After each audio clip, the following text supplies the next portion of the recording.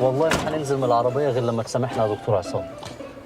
اتفضل انزل عشان عربيتك هتروح. روح فين؟ ما هم مرجعينها بمزاجهم يا دكتور، ما تخافش عليها. لو مشينا من هنا هترجع مش هتلاقيها. لا دول طيبين جدا، دول مغيرين لك البربريز يا دكتور، ده انا بفكر اطلب منهم سلفه اصلا. خلاص عربيه، انزل انت خد عربيتي روح بيها وانا هرجع مع دكتور عصام. لا مش هسيب دكتور عصام طبعا، متضايق مني كده، ولو على العربيه هخلي حسين ابن خالتي يجيبها، كده كده مطلع له نسخه على المفتاح.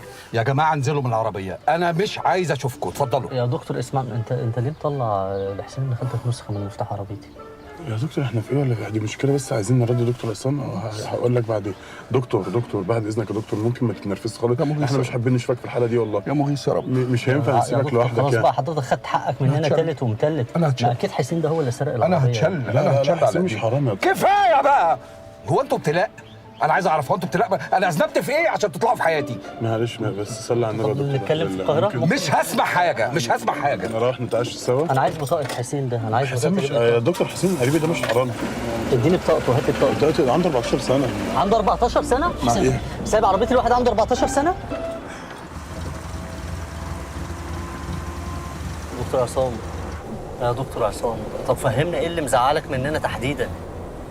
هل علشان ضربناك بالطفايه؟ ولا موضوع الموميا؟ قضيه وهدان؟ ولا انت اصلا زعلان مننا من ساعه كبده بيومي ومش عايز تقول؟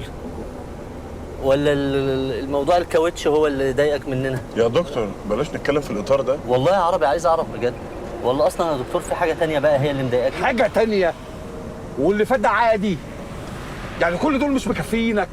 يا دكتور بقى انا قلت لحضرتك ساعه موضوع الموميا ما بلاش، وحضرتك ما سمعتش كلامي. حصل. اخرس يا ابني، اسكت اسكت. يا دكتور والنبي ده احنا اولادك، يعني ما ينفعش تزعل مننا الفتره دي كلها. والنبي يا دكتور فرفش، والنبي لا تضحك يا دكتور. طب اسمع النكته دي، هقول لك نكته عربي على طول بيحاول يقولها لي. بيقول لك مره مدرب سباحه اتجوز مدربه جمباز. ايه بقى اللي حصل صحيح؟ بس داخلين على كمين.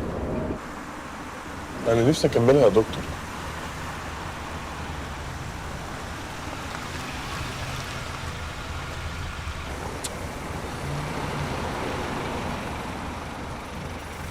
مساء الخير يا فندم. مساء النور. دكتور عصام من مصلحه الطب الشرعي، وزاره العدل.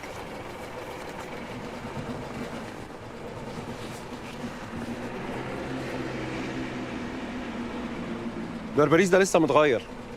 يا فندم كان مكسور واتغير فعلا. والكبوت ده ليه مطبق كده؟ احنا كنا في مهمه يا فندم.